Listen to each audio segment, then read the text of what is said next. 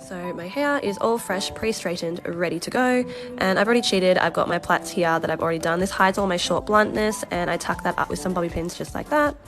So now they're ready for the hair, and this is a strawberry blonde. It's so soft, and it's honestly the best color match. Like, it's spot on, it's perfect. So I start with the 3 clips, always at the bottom, and this will go directly over what I've just pinned up. So my starting base now is 1 long length instead of the bluntness coming through on the bottom.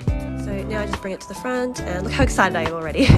And then I'll go and continue with the next section. So I go just at the bottom of my eyebrow. That helps me always remember where to put the next clips in every single time. And I will just do the same. I'll get the 3-piece again, and I will flip that over and clip her in.